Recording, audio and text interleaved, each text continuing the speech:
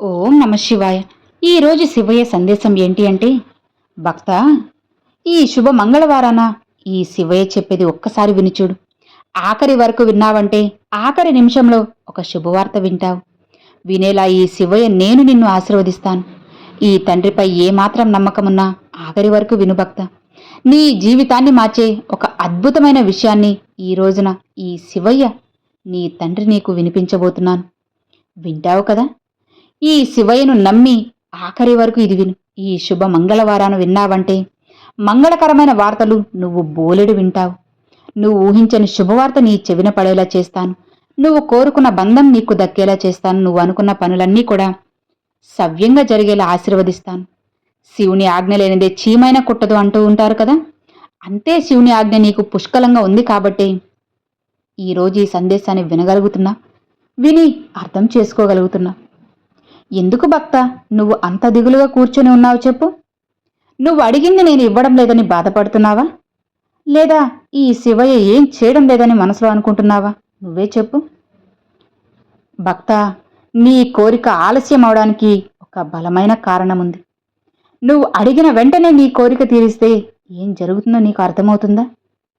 నువ్వు నీ సర్వం కోల్పోయి తిరిగి నీ జీవితాన్ని ఎలా జీవించాలో తెలియక నువ్వే బాధపడుతూ కన్నీరు పెట్టుకుంటావు. అందుకే భక్త, నువ్వు అడిగిన వెంటనే అది నీకు తీర్చడం లేదు. ప్రతి దానికి ఒక సమయం ఉంటుందని చెప్పాను కదా. అది రాగానే అన్నీ నీకు చేరుతాయి, నేను చేరుస్తాను. అప్పటి వరకు నాపై నమ్మకంతో ఉండు.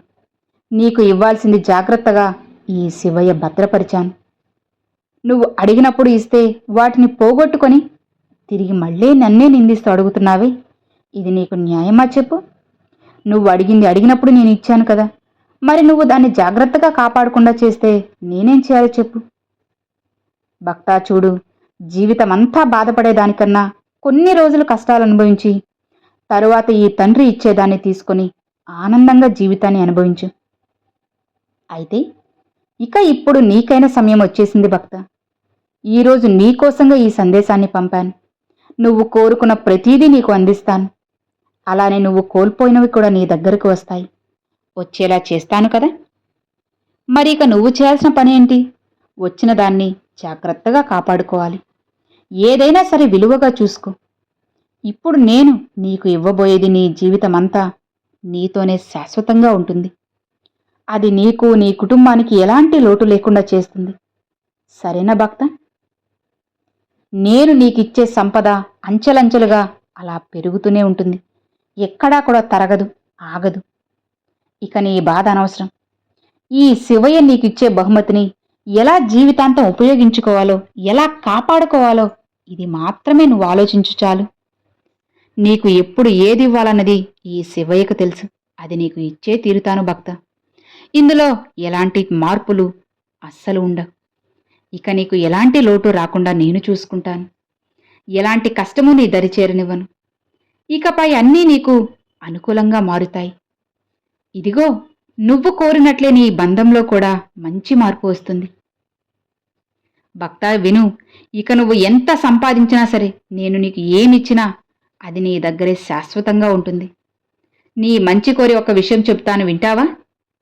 నువ్వు కానీ నీ బంధం కానీ నువ్వు సంపాదించిన దానిలో పేదవారికి సాయం చేయి. అది నీకు 1000 రెట్లుగా తిరిగొస్తుంది. నీ జీవితంలో ఎలాంటి సమస్య వచ్చినా సరే నువ్వు చేసే దానమే నీకు సాయం చేస్తుంది భక్త.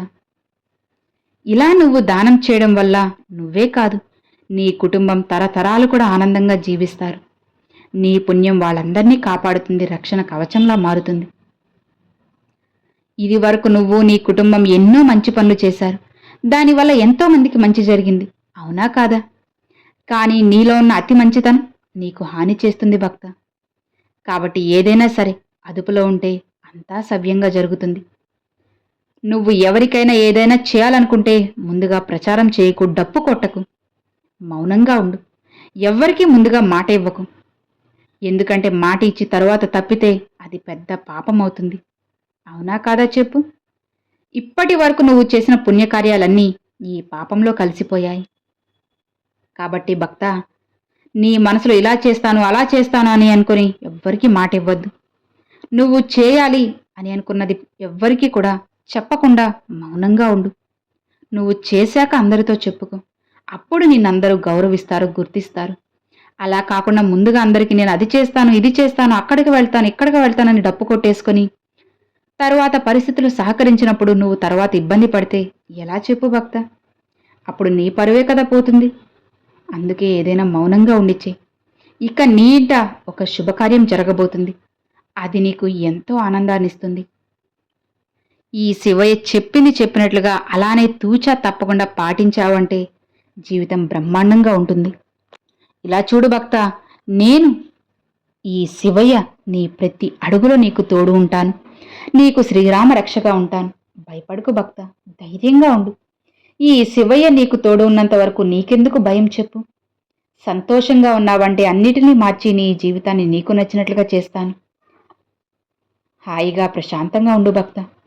నీ జీవితాన్ని నీకు నచ్చినట్లుగా సవ్యంగా మార్చే బాధ్యత నాది.